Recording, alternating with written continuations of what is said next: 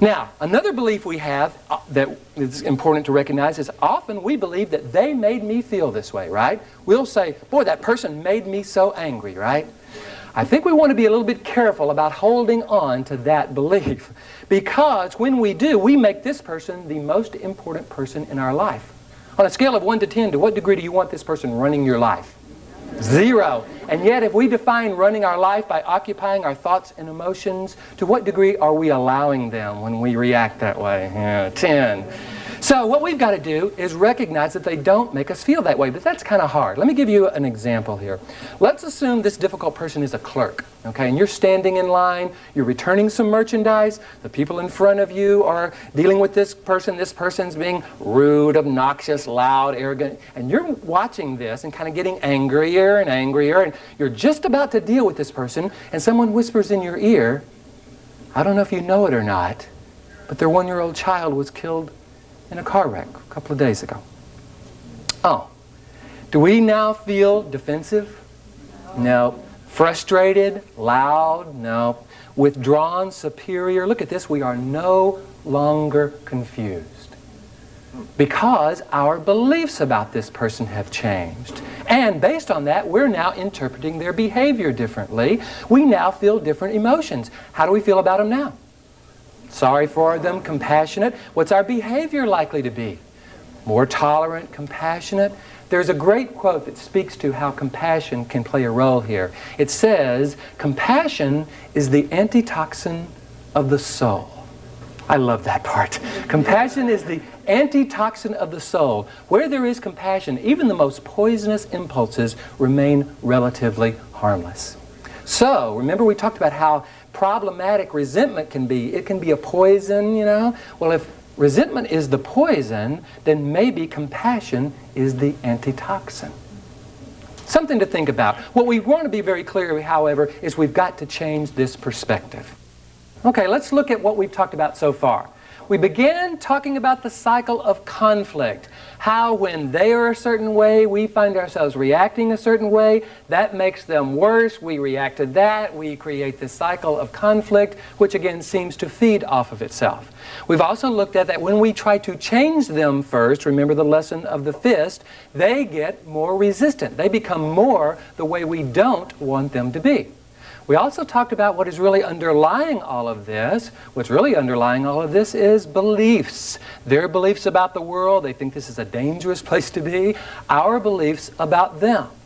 We've also talked about how when we can begin to see them with some sense of compassion, we can begin to change our reaction. Now, I'm not saying that you always have to be compassionate in dealing with difficult people. However, if you're talking about feeling defensive, frustrated, loud, withdrawn, confused, crazy, or compassionate, sometimes compassionate isn't a bad choice. Because remember, one of the things we're wanting to do is not take on their stuff, not match them in the way they're interacting with us so that we get all stressed up and have no place to go. So, what we're going to do this section is we're going to look a little bit more specifically at when we find ourselves dealing with one of these difficult people, how can we interact with them in a way that actually taps into their internal motivation to hear what we have to say as valuable. Not only just resolves the conflict, because that's kind of like putting out a fire, you know. And when you put out a fire, you always know there's some smoldering embers underneath there, right? So rather than have us just going around putting out fires, what I'd like to show you how to do is actually change the relationship with that person so they become less of an enemy and more of an ally. How to do that? Well, I think it's important to recognize that there are probably some reasons that at least most difficult people think they have a reason to be difficult with us. And remember that quote from Albert Einstein, problems are not solved at the same level of awareness that created them. So what we want to do is raise our awareness of what is behind their difficult behavior so we can deal with it more effectively. I also think it's really important that we get really clear what we're going for. What's our goal here? And I think it's important to recognize that what we want to do for the most part is communicate with people. We want them to hear what we have to say. We want them to give us the information we need. I'm going to suggest that in order for communication to go forward, two forces must be present, an active and a receptive. Now notice I didn't say active and passive, I said active and receptive. The reason I make that distinction is a lot of us grow up seeing the active perspective as the most powerful one. I mean, just think of being a kid. When your parents were talking to you, for the most part, they were being active, right? And you were supposed to be at least somewhat receptive. So what I think is important to recognize is we have to be careful about going immediately to that active perspective. For instance, let me ask you the question. What do you think these people are going to be, more active or receptive? Active, exactly. They're going to be actively resistant. So if we're active right back, here's what we create, that cycle of conflict.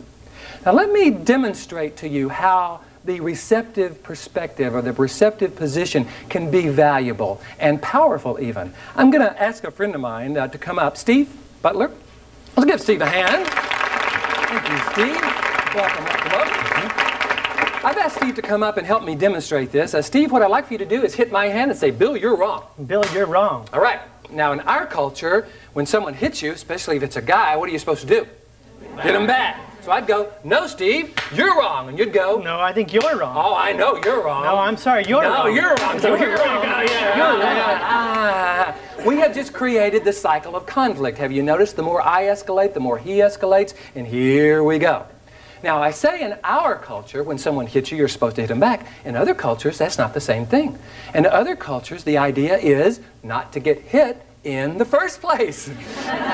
So, Steve, here's what I'd like you to do. Swing at me slow motion and say, Bill, you're wrong. Bill, you're wrong. Okay, look, it took very little energy for me to step aside, okay? Before, I had to meet his energy and try to push him back. And let's assume I could do that.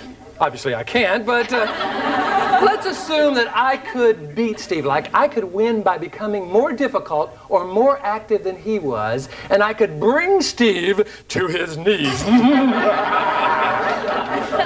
What do you think Steve would be thinking about me at this point? Yeah, not real happy, right? Revenge. I would have just created, feel free to stand up, Steve. I would have just created what I call an ambassador of doom, who is now very motivated to go out and trash me and my department, my organization. We don't want to create this ambassador of doom. Matter of fact, we want them to cooperate with us more. But they're being actively resistant. What do? Try that again. Bill, you're wrong. Bill, you're wrong. Now look, he's already moving in this direction. It took very little energy for me to take him, moving him in this direction, and turn the conversation around. Now, here's what I did do, and here's what I didn't do. I didn't take him and throw him across this room, right? I mean, he would have gotten angry. And I didn't even drag him across the room. He was already moving in this direction. I just basically went in the direction he was going and then began to take control of the situation and turn the situation around. Now, here's something really, really important. You can't do this manipulatively, right? Like, now I know how to wrap these difficult people around my finger. I'll get them. Because if a difficult person thinks you're manipulating them, they will resist you, right? They have to believe that you're going in their direction in a way that actually honors what they have to say. And that is really important. Try that again. Bill, you're wrong. Bill, you're wrong. All right, he's already going in this direction. Now you give them something they want. Steve, would you like to sit down? Yes, very much. Let's give Steve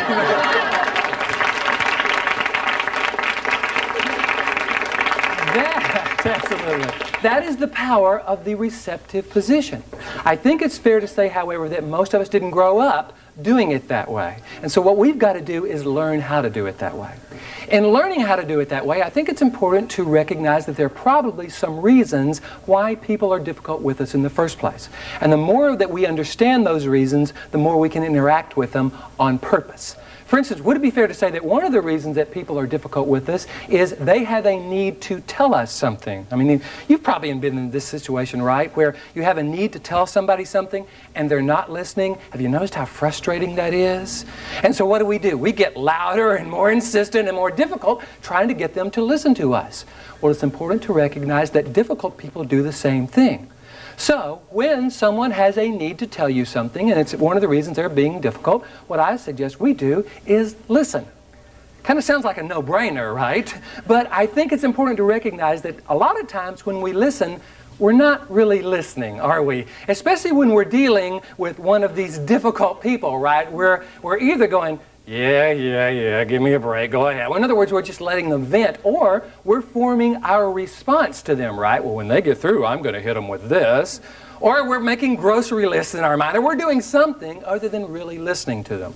But remember, if one of the reasons they're being difficult with us is because they have a need to tell us something and we're not really listening, they have to raise the ante. They have to become more difficult in order to get us to pay attention. We don't want to motivate them to become more difficult.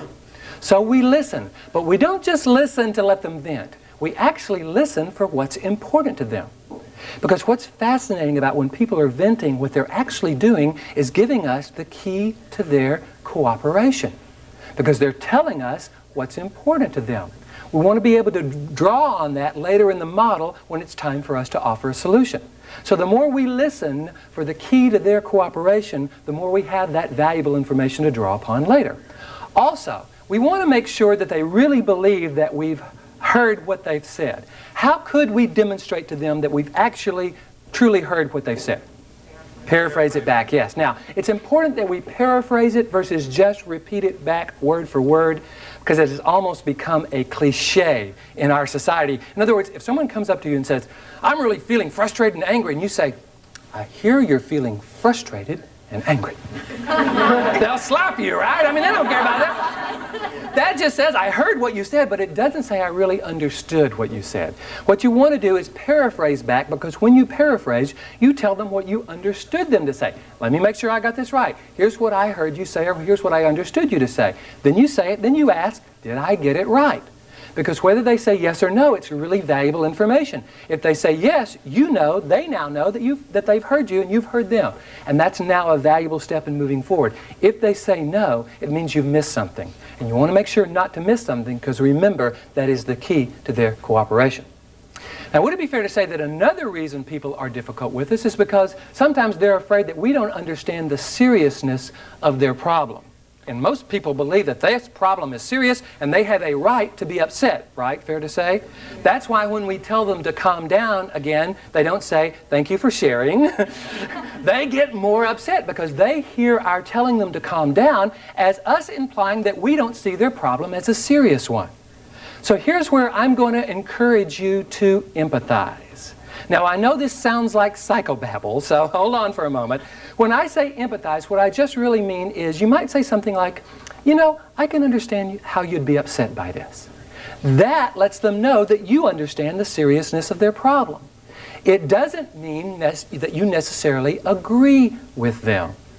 And that's important, because a lot of us have that confused. A lot of us say, well, I can't say that I can understand because I don't agree. Well, it's important to make a distinction between understanding what someone says and agreeing with it. A lot of times you won't necessarily agree with their position, but you can understand how they'd be upset. The challenge is to empathize with them so they no longer need to defend their right to be upset or need to defend the seriousness of their problem. Okay. Another reason that people are difficult with us sometimes is they don't believe that we really value their input and their ideas. And they're saying, hey, well, if you don't care what I think, why should I care what you think, right? Here is where you ask them. You basically say, what are your ideas for solving this? And would you be willing to work with me? This does two things. Number one, it begins to move the cycle of conflict into the present and into the problem-solving stage. Remember, most conflicts are often about who said what in the past, who did what. That, by the way, is an unwinnable argument. They will remember it one way, you will remember it another way. So when you can say, what are your ideas about solving this, you begin to have them generate solutions. Plus, you learn more about their key, because in their solutions, they're going to tell you what's important to them. Plus, you begin to move the whole experience into the problem-solving stage. So let's look at what we've done so far. So far, we have dealt with them by listening, empathizing, and asking. All receptive skills.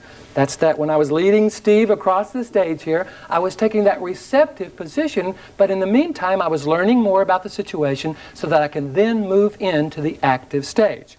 It is important that you do move into the active stage, because if all you do is listen, empathize, and ask, they'll think you're not going to address the problem, right? So you do move into the problem-solving stage. However, I think it's important to recognize that sometimes they have some fear about that. For instance, they may be afraid that either we're not going to address the problem, or that if we win, they lose. Or if we create the solution, somehow they will not be represented in it. Here is where you take all the information you have gathered in the listening, empathizing, and asking, and you blend that with your ideas so that you begin to move into the problem-solving stage, taking the active role now by blending their ideas with yours. It means you're going to come up with a solution that they're going to be more invested in and more willing to cooperate with you around because it has some of their ideas in it.